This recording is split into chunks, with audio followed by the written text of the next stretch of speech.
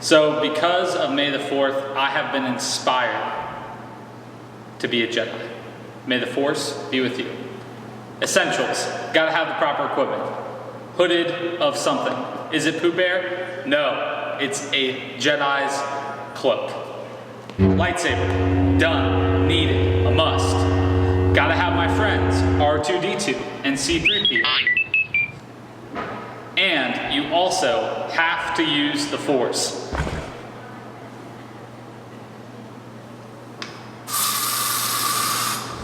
Let's do this. I am not a Padawan. I'm a Jedi. This is serious.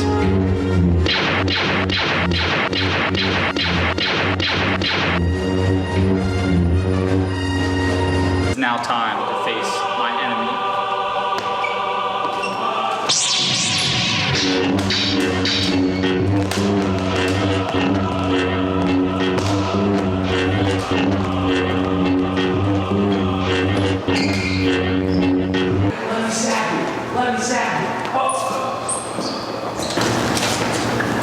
So I believe that you guys have forgotten to do something. You guys need to hug that special someone in your life. No, not your dog. It's your mom. Happy Mother's Day to all the moms out there. We're so happy and just so grateful. I mean, you guys make us nicer, just better overall. And so happy Mother's Day to my own mom. Love you. Appreciate you.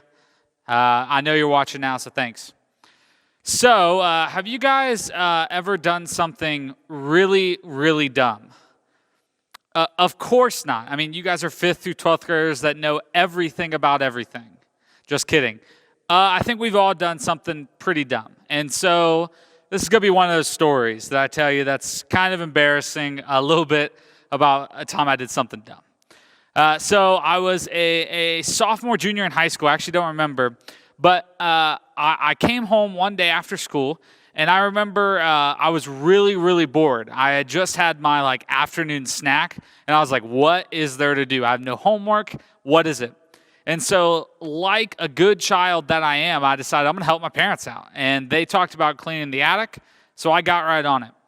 And so this attic that we have is over our garage. It's 8 foot up, and the attic has a ton of stuff in it. I mean, all of our stuff from our past accumulates into the attic.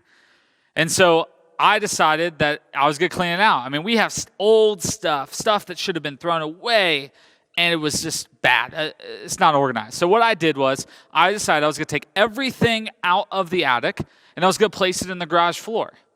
I was going to place it in the garage floor. That way I could organize it, throw the things away that need to be thrown away, and then, put everything back up. So I start doing that. Up and down the ladder. Up and down the ladder I go. Up, down, up, down, up, down. And I start moving stuff. I start moving our Christmas stuff. I start moving some pillows and cushions. I start moving our skiing gear that we hadn't used in years. I mean, I started moving all this stuff down. And my dad came home.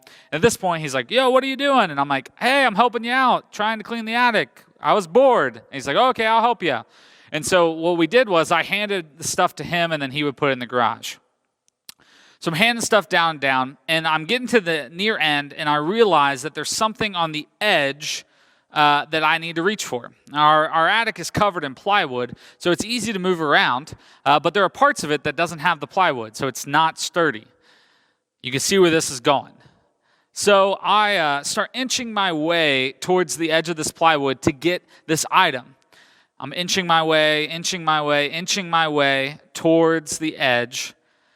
When I'm about to get it, I need a little bit more, and so I push my weight up. And when I push my weight up, all of my weight goes to my legs, which is on drywall. And 8 foot of me, wait, no, I'm not 8 foot, but I go 8 feet down to the garage floor. Boom, hit the garage floor.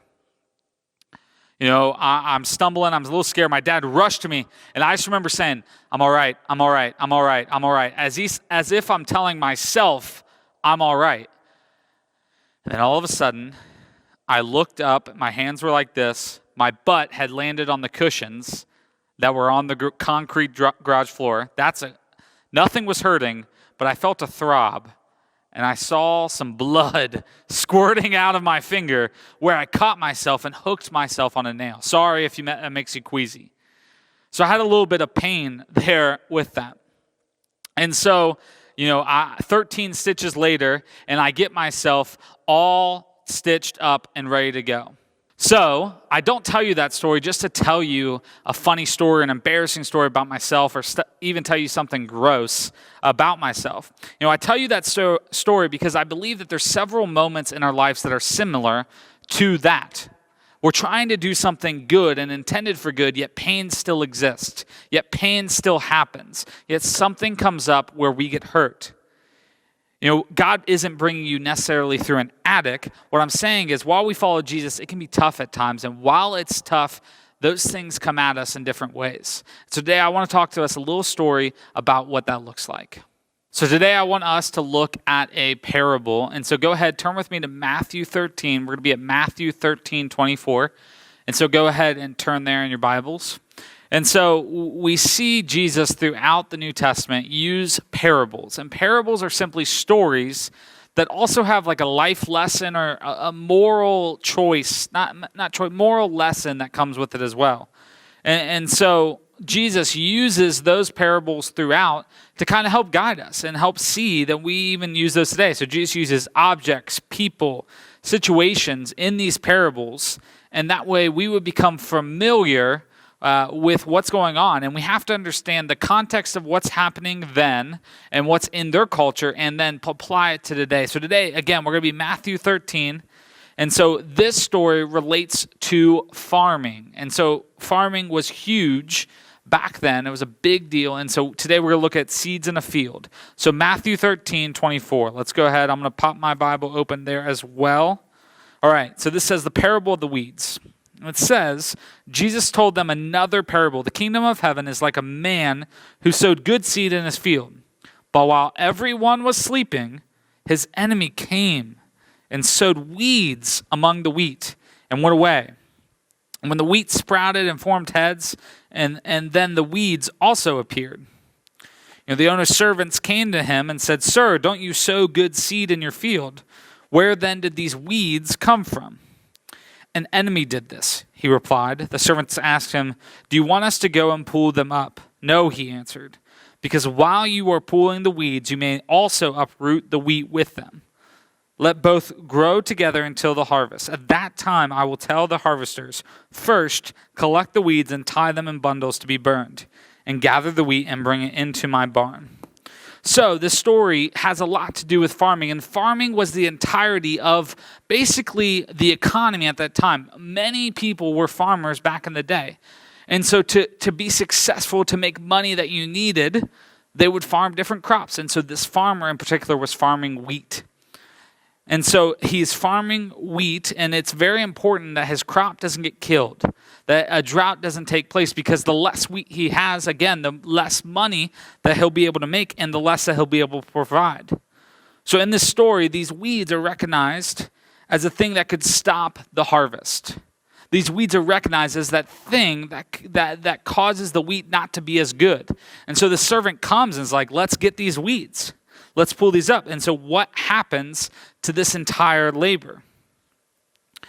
But you see here, the farmer decides to wait and let both the weed and the wheat grow. He decides to let the weed and the wheat grow at the same time. So what does that mean for you and for me? You see, we're not sitting in a world where pain and fear doesn't exist. They do exist. They do. And they exist around us as we go through following God.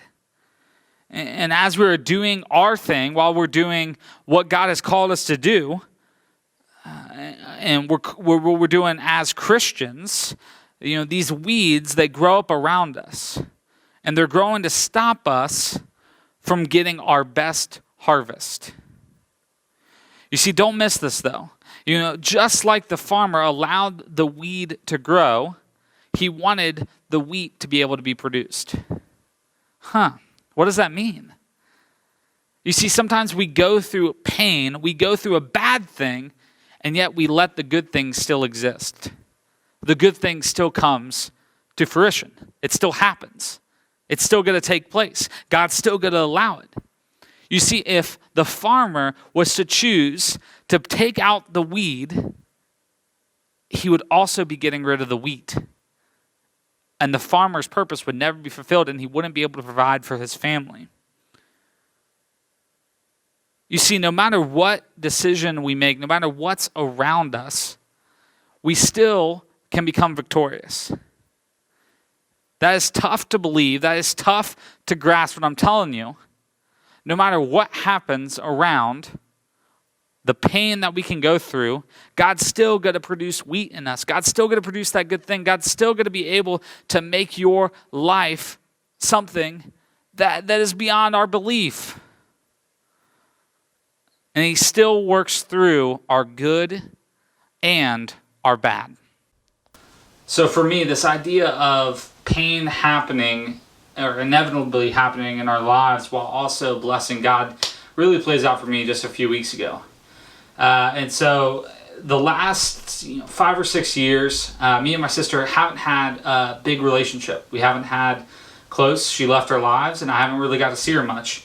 And so we received word from somebody that is kind of taking care of her right now that things weren't well, and that her health wasn't doing so great.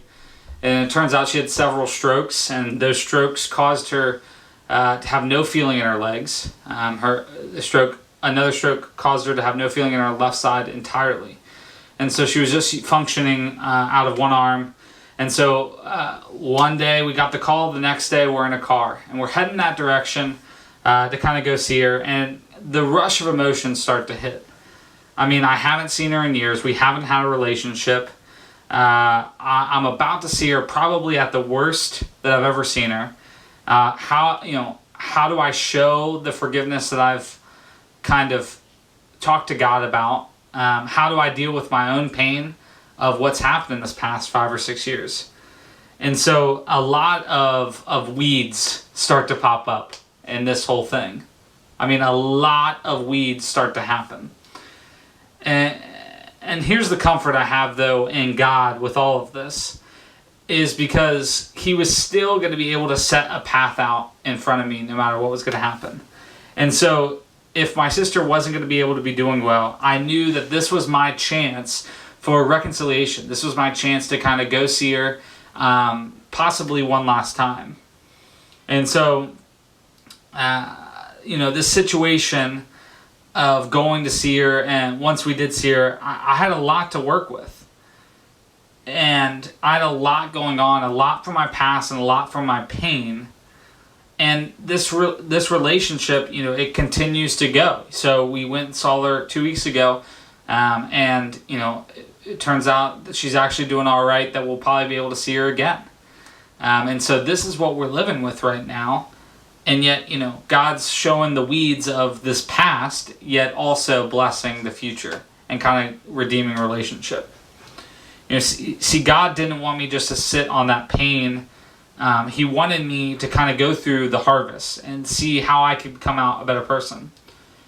So did that pain hurt? Abso-freaking-lutely. I mean, absolutely going through that did indeed hurt. But it was my chance to kind of show forgiveness and continue to push forward. So what is that for you? What is that thing that's not letting you have that final victory? It might be the simple fact that we're going to do something besides sit at home again. Like, it might be that loneliness that you're just sitting at home, sitting on that, not knowing what else to do. It might be that fear of the virus itself. Maybe that's that pain that's been the weeds that are growing in your life. They're kind of causing you not to see the harvests that are going on, that you're so scared of this virus. The virus is a thing. You're worried about your own health, your parents' health, your grandparents' health. It might be that pain of feeling alone and isolated and feeling there's no one around you that understands. You see, this pain, it's going to pop up. It's inevitable it's going to pop up. But yet, while we hurt, God's still going to show us that victory. While others hurt around us, God's still going to show that victory. Christ has given us that in our lives. And this parable relates so much to us.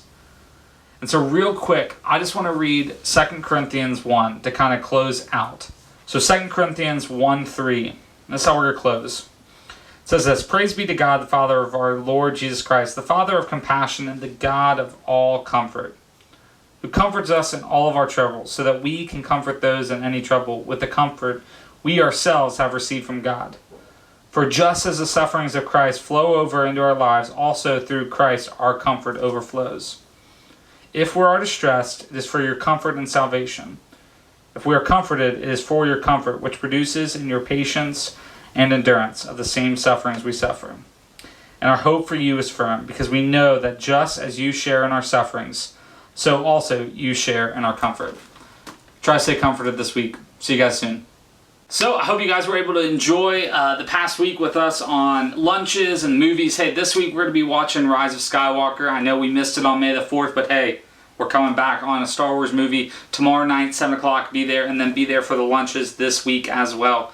Hey, like I always say, make sure to follow us on Instagram at HSM_CC and CC_MSM58. That's going to be our middle school page and then our high school page. Follow us there. We're going to have tons of updates, and we're always doing some kind of encouragement for you guys through the week.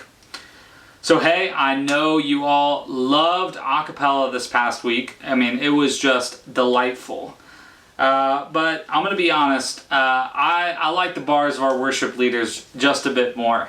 But this week, we have actually a special guest.